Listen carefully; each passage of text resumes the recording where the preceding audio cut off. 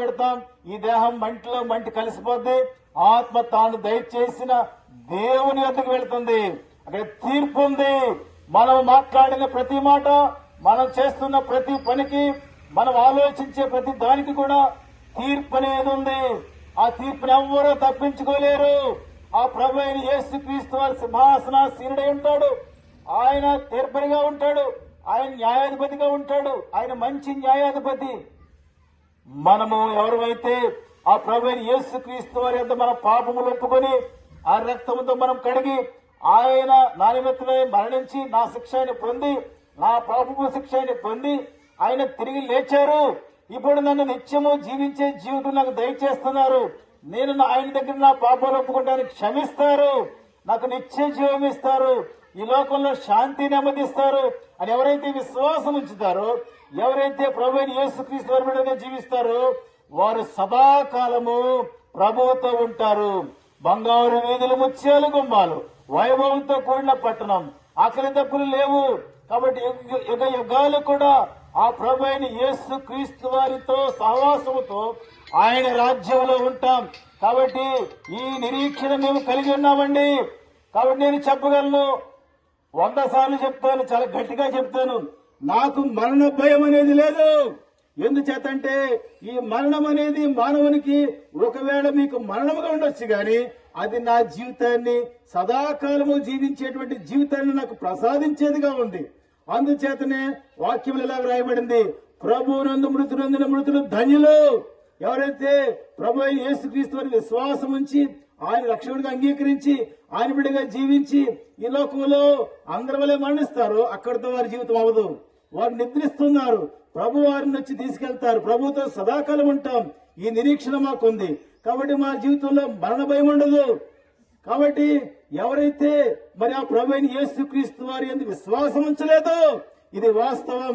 ఎవరైతే యేసు ప్రభుని నోటితో ఒప్పుకొని హృదయములో విశ్వాసం ఉంచలేదు వారందరి కొరకు కూడా భయంకర అగ్నిగుండము.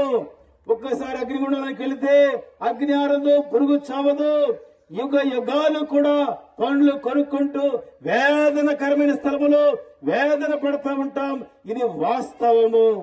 ప్రియమైన వారులారా, ఈ మాటలు మీకు ప్రస్తుతం గ్రహింపు కాకపోవచ్చు. ఈ వింటున్న మీరందరూ కూడా ఒక దినాన్ని ఇదే సీన్ మీకు గుర్తొస్తుంది.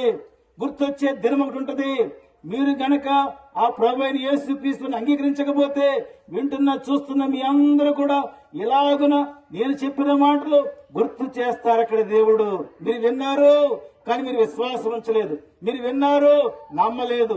మీరు విన్నారు, నా దగ్గర మీరు పాపాలు ఒప్పుకోలేదు.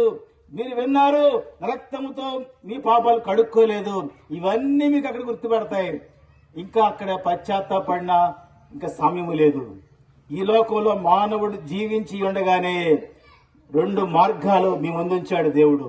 నా ముందు కూడా 2 వచ్చినాయి. అయితే నేను జీవ మార్గం ఎంచుకున్నాను, పరలోక మార్గం ఎంచుకున్నాను, శాంతి మార్గం ఎంచుకున్నాను. ప్రభు అయిన యేసుక్రీస్తు వారు ఇలా సెలవిచ్చారు, నేనే మార్గమును, నేనే సత్యమును, నేనే జీవనై ఉన్నాను. నా ద్వారా తప్ప ఎవరునూ పరలోక రాజ్యము చేరలేరని స్పష్టముగా చెప్పారు. అది నేను విశ్వాసం ఉంచాను. నీవు కూడా విశ్వాసం ఉంచితే నీవు కూడా నావలే ధైర్యంగా ఉంటావు. ఆ నిత్య రాజ్యంలో ఉంటావు, పరలోక రాజ్యంలో ఉంటావు, సదాకాలం సంతోషంతో ఉంటావు. ఏది కావాలో కోరుకో. పరలోక రాజ్యంలో శాంతి ఆనందాలతో సంతోషంగా ఉంటావా? నరకము, అగ్నిగుండము, వేదనకరమైన స్థలము, భయంకరమైన స్థలము, ఒక్కసారి వెళ్తే తప్పించుకునే మార్గమే లేనటువంటి స్థలం అది. అగ్ని ఆరదు, పురుగు చాలినటువంటి స్థలం అది. ఆ స్థలములో వేదన పడుచు, పండ్లు కొరుక్కొంచు యుగయుగాలు బాధపడతా ఉంటావా? మీ ముందే ఉంచబడింది. ఏ మార్గం కావాలో మీరే కోరుకోండి. మా యొక్క ప్రియులు మీకు పత్రికలు అందిస్తున్నారు. మీకు సమీపంలో పశువుల హాస్పిటల్ ఎదురుగా చర్చ్ ఉంది, రెహబోతు ప్రార్థన మందిరం. మీరు రండి. ప్రతి ఆదివారం 9:30 గంటలకు అక్కడ ఆరాధన జరుగుతుంది. మీరు రండి. అక్కడ మీకు ఫోన్ నెంబర్ ఇవ్వబడింది. మీకు ఇంకా అధికంగా తెలియబడుతుంది. కాబట్టి ఈ 2 మార్గాలు ఏది ఎంచుకుంటావు? పరలోకం కావాలా, నరకం కావాలా? ఇప్పుడే తీర్మానం చేసుకో. మానవుడు ఎప్పుడు ముగిస్తాడో మరణం తెలియదు. చూడండి, దేవుని వాక్యములు, పరిశుద్ధ గ్రంథంలో చెప్పిన అన్ని కూడా నెరవేర్చబడతా ఉన్నాయి. ఆయన త్వరగా రానయ్యన్నాడు. భూలోకం త్వరగా మరి ప్రభు రాకడ కొరకు ఎదురు చూస్తుంది. అక్కడితో అయిపోదండి. యేసు ప్రభు రాజుల రాజుగా, ప్రభుల ప్రభుగా భూమి మీద 1000 ఏళ్లు పరిపాలిస్తాడు. ఒక దినాన ఆ 1000 ఏండ్ల పాలనలో మేము కూడా ఉంటాం, నీవు కూడా ఉండాలంటే ఆ సంతోషంలో ఇప్పుడే నేడే అనుకూల సమయం, ఇదే మిక్కిలి అనుకూల సమయం, రక్షణ దినం ఇదే. ఆ ప్రభువుని నీ హృదయంలో తలంచుకో. ఎవరైతే మీ హృదయంలో ఈ పరలోక రాజ్యం కావాలని కోరుకుంటున్నారో మీ కొరకు మేము ప్రార్థన చేస్తాం. అంతేకాదు ఆ ప్రభు స్వస్థపరిచే దేవుడు. మనకు నెమ్మది లేదా, శాంతి లేదా, ఇరుకుల ఇబ్బందుల్లో ఉన్నారా, ఆ ప్రభు దగ్గర సమాధానం ఉంది. ఆయన శ్రీమంతుడు, అద్వితీయ సత్యదేవుడు, ఆయన శాంతిదాత, ముక్తిదాత. మీ కొరకు ప్రార్థించి ముందుకు వెళ్తాం. మీ హృదయాల్లో ప్రార్థనలు ఏకీపించి ఆఖరిన ఆమెను చెప్పండి చాలు. ప్రార్థిస్తాం. ప్రేమగల తండ్రి, కృపగల నాయన, మీ ఘనమైన నామను కొందనాలు, స్తోత్రాలు. ఈ కాలనీలో తండ్రి అల్పంగా స్వల్పంగా మరి బలహీనమైనటువంటి వంటి ఘటం తండ్రి అమూల్యమైన మీ మాటలు వినిపించడానికి సహాయం చేశారు.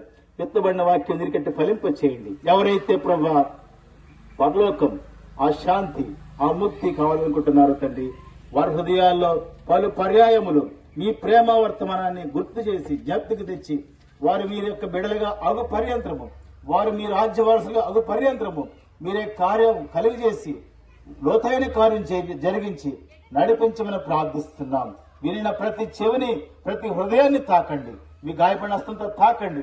గొప్ప దేవుడిగా వారిని మీరే వారి పక్షంగా కార్యం జరిగించి మీ యొక్క దర్శనం వారికి అనుగ్రహించి ప్రభావ మీరు వారిని ఆహ్వానించి మీ ఇంటి తోడుకొని రావాల్సిందిగా ప్రార్థిస్తూ ఇంతవరకు స్వార్థ పరిచయలో సహాయం చేసి ఇంకా ముందుకు వెళ్తున్నాం. సహాయం చేయమని ఈ కాలనీలు ఎవరైతే బలహీనంగా ఉన్నారో, వృద్ధాప్యులు ఉన్నారో, మరి నెమ్మది లేకుండా ఉన్నారో మీరు గొప్ప దేవుడు ఎరిగినట్లుగా వారి హృదయాల్లో, కుటుంబంలో గొప్ప కార్యాలు జరిగించి నిజమైన దేవుడు మీరే ఎరిగినట్లుగా గొప్ప కార్యం జరిగించి మీ యొక్క బిడలుగా చేసుకోమని ముందుకెచ్చుగా సహాయం చేయమని యేసు నామమును స్తుతించి ప్రార్థించి వేడుకొనిచున్నాను మా తండ్రి. ఆమేన్.